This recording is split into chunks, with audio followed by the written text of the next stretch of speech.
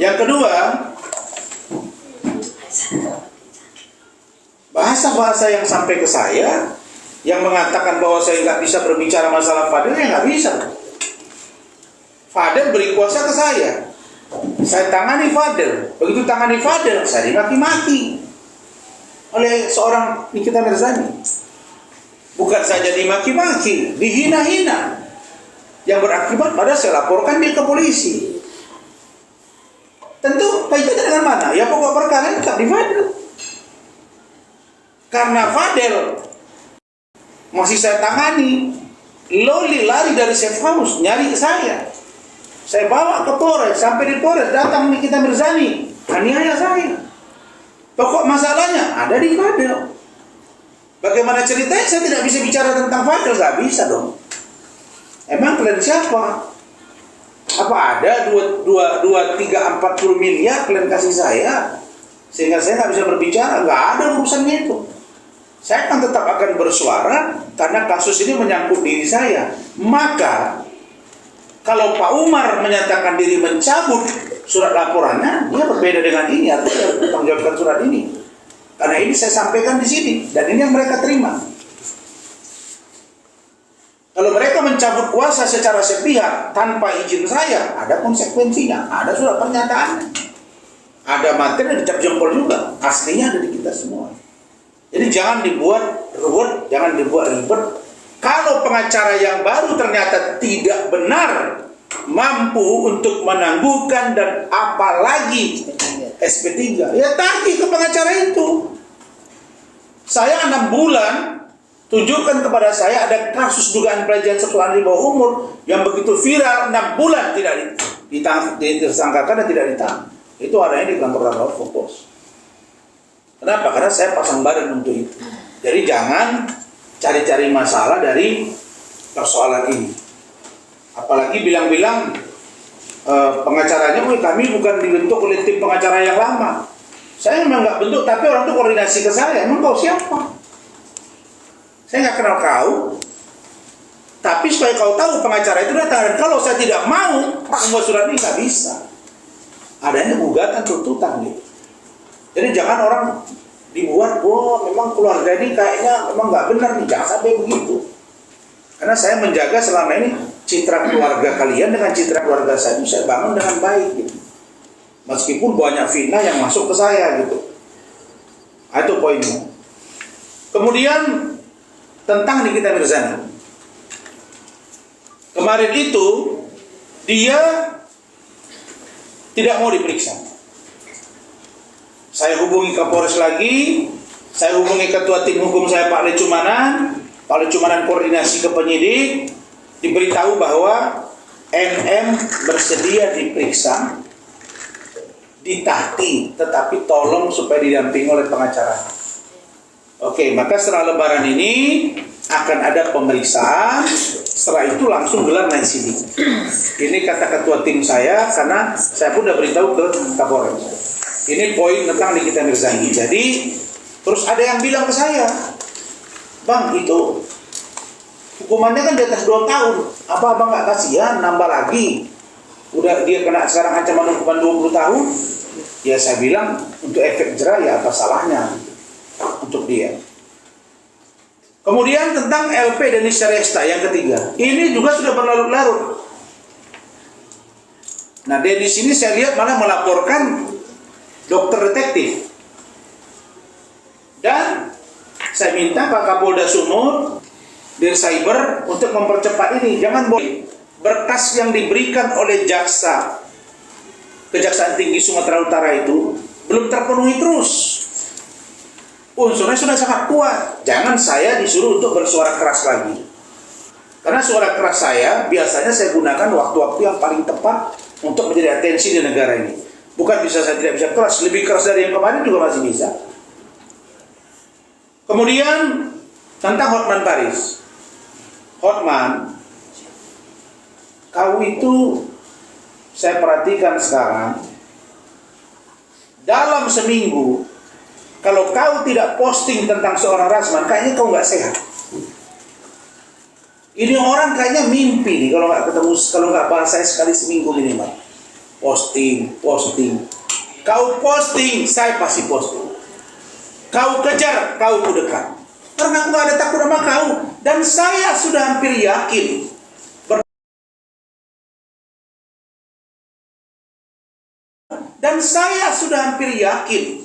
Berdasarkan fakta persidangan antara kau dengan saya di depan majelis hakim. Apa kau tidak malu?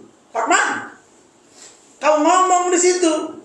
Itu tidak ada, tapi kalaupun ada itu kan suka sama suka. Emang orang bodoh apa? Jadi saya yakin bahwa perbuatanmu itu ada. Ditambah dengan keterangan wartawan juga kemarin mengatakan memang benar Iklim Hakim tidak dalam tekanan. Ditambah lagi yang lain di situ. Sedangkan saksi Muajahana Pertiwi dengan Miki Yanto kewalahan menjawab, ada yang bilang nengok di Pacific Place, ada yang bilang nengok dalam mobil, ada yang bilang kau sedang di Bali. Jadi jangan branding diri, musuh ada orang baru bersih. Tahu itu nanti dalam putusan dan pemeriksaan Iklim Hakim, dan saya akan makin terbuka semuanya. Masyarakat Indonesia perlu tahu bahwa ketika debat dengan saya di depan majelis hakim, Hotman itu nggak bisa jawab. Ketika dia tersudut, dia bilang, iya kalau bunuh itu terjadi suka sama suka. Bagaimana cerita orang pacaran? Ditanya, tidak pacaran, terus hubungan khusus. Terus kalau hubungan khusus, terus ada BAP yang mengatakan buah dadanya keras, tidak seperti aslinya. Dari mana dia tahu itu? Saya ada waktunya untuk berbicara itu. Jadi kau, Hotman, sudah mulai kau lemah. Kelihatan di kasus kau yang di Pengadilan Negeri Jakarta Utara, mulai kau geser ke urusan di Mabes Polri. Mabes Polri saya sudah diperiksa. Buktikan saja pasal 335-nya, 207, 217-nya. Ada nggak undang-undang yang mengatur tentang contempt of court? Tidak ada. Kalau 335, di situ ada ancaman kekerasan. Yang melakukan di tempat umum, bukan di ruang pengadilan.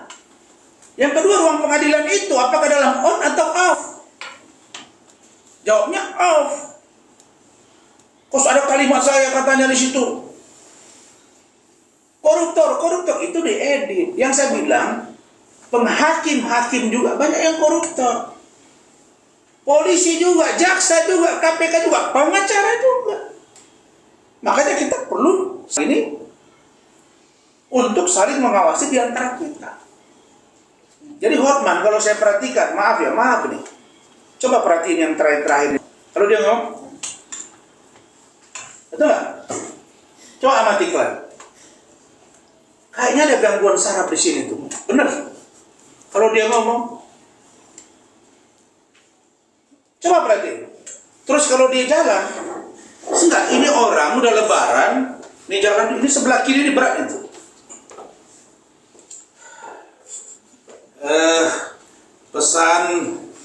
Pesan dari kediaman Hotman untuk ini lari juga enggak, kok sesak napas ini orang.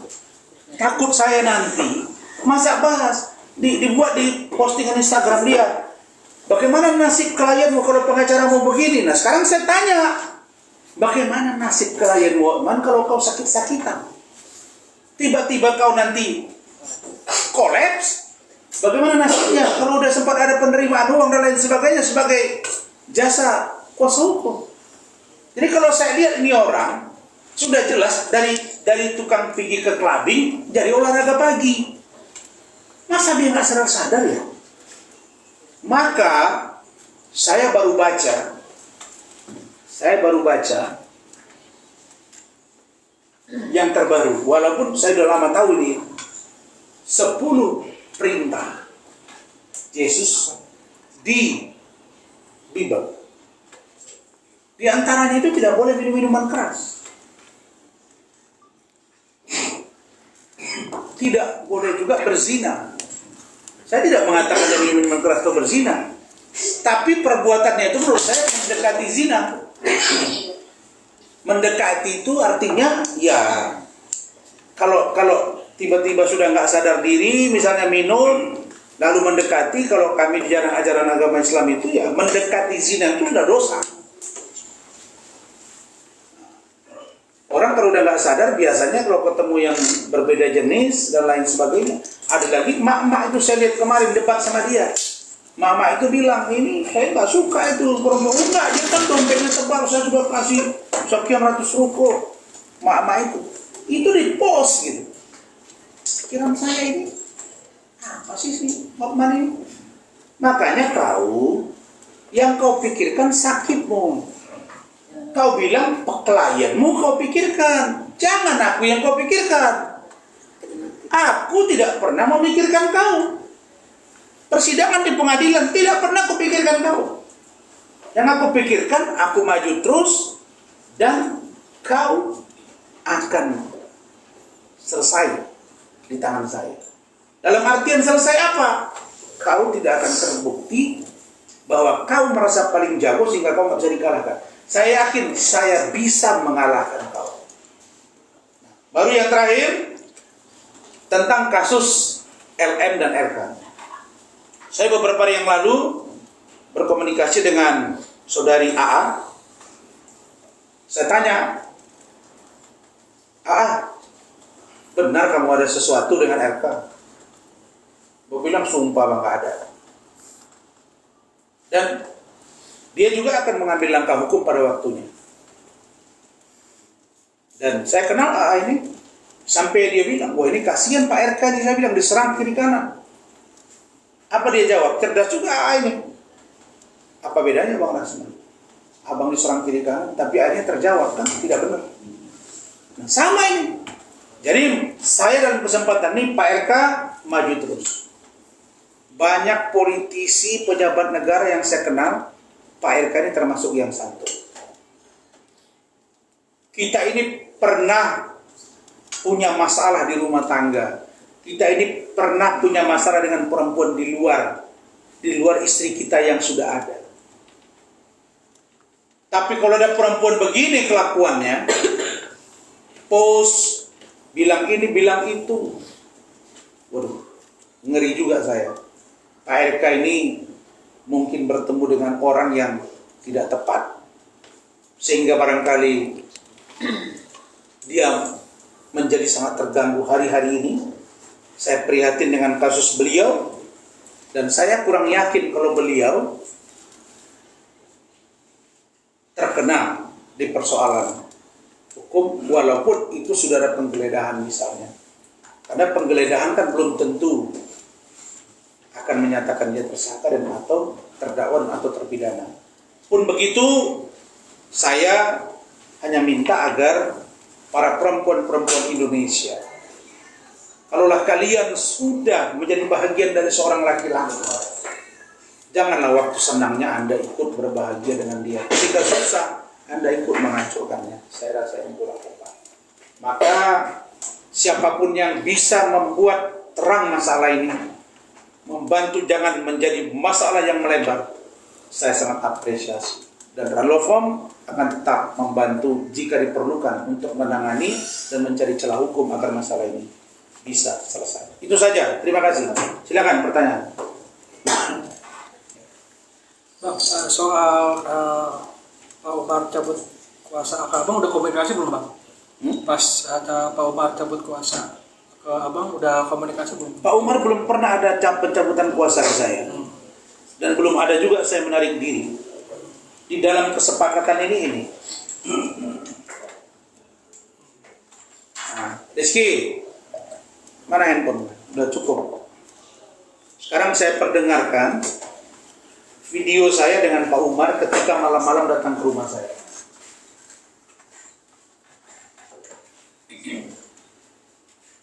Harusnya kan tidak boleh begini, tapi ya itulah. Sudah ditolong, tapi buat ini.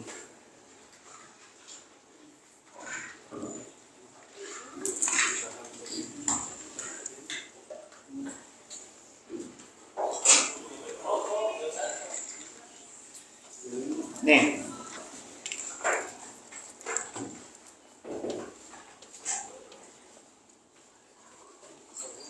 Ya.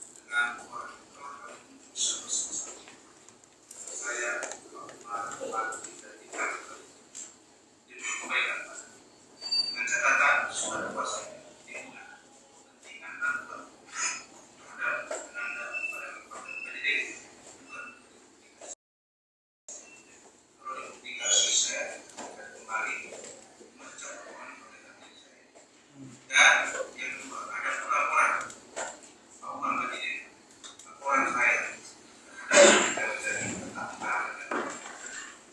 juga dengan saudara Makis yang dilaporkan oleh Dikten Sari dalam negara dan akan mendapatkan bersama menghadapi laporan yang dilakukan Dikten Sari di Polda Metro Jaya. Dugaan yang dilaporkan saya bukan data pribadi dan surat ini dalam rangka membantu sebab ada para lembaga ini. Saya juga belum berikan asisten oleh Pak dan keluarga setelah sendiri serta media. Demikian, terima kasih.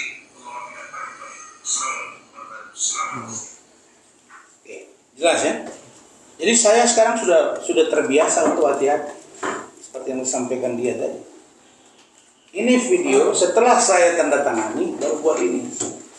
Nah, jadi sekarang Pak Umar sudah jalan dengan kesepakatan, Martin jangan dengan kesepakatan, Fadil jalan dengan kesepakatan. Tagih itu janji pengacara itu yang katanya bisa menangguhkan dan membuahkan SP3. Dan kalau kalian tetap bersikeras ya saya akan mengambil langkah. Dan saya pastikan yang rugi adalah Fadil. Begitu. Itu saja jawaban saya. Bang, saya terkait ada info kata Loli bisa jadi tersangka juga Mas. Ya. Jadi tersangka kalau Loli dilaporkan. Kalau tidak ada laporan polisi bagaimana mau mentersangkakan dia? Iya, tentang tindakan aborsi. Dan ruang itu ada. Saya sudah beritahu buat laporan, Loli akan bisa terkena karena perbuatan dulu dan pidana. Bahkan itu salah satu menurut saya yang bisa nanti Loli bicara kepada aminnya bahwa ini kasus bisa membuat dia bermasalah, mungkin aminnya bisa menarik diri dari laporannya, tapi itu tidak dilakukan dengan alasan katanya sudah bulan Ramadan ingin baik hari baik, bulan baik, tak mau lagi ada masalah. Tapi dengan ngomong-ngomong begini kan ujungnya bermasalah ke saya pula. Bagaimana ceritanya kalau begini? Kan tidak mau kita. Makanya saya bereaksi. Tadinya kita kan nggak ada ayam nih. Saya akan bicara A, bicara B, urusan lain, urusan hormat, urusan kita ini. Saya akan fokus ke sana. Padahal ya kalau kalian tanya saya jawab. Tapi kalau begini caranya ya nggak bisa. Saya membangun kantor Radul ini bukan gampang untuk sampai ke titik ini. Apalagi kita ini nggak ada yang namanya bayar membayar. Ya. Jadi saya kira itu menjadi tanda tanya. Dan bahkan dia bilang lagi waktu itu, iya bang nggak mungkin dong bang kita cabut, enak aja kata Pak Umar, kecuali dicabut laporan oleh NM kepada anak saya. Karena saya katakan laporan kalian buat atau tidak dibuat kepada Loli, tetap saja pasal yang disangkakan kepada Fadil itu dua. Satu, mengetahui atau menyuruh aborsi. Yang kedua, kan kekerasan seksual di bawah umur 15 tahun, dugaan pencabulan anak di bawah umur 4 tahun aborsi, akumulasi 19 tahun. Sedangkan NM dugaannya ancaman hukumannya 20 tahun. Ya kayaknya nanti mereka akan menjalani hukumannya nggak jauh-jauh beda. Kira-kira begitu. Oke?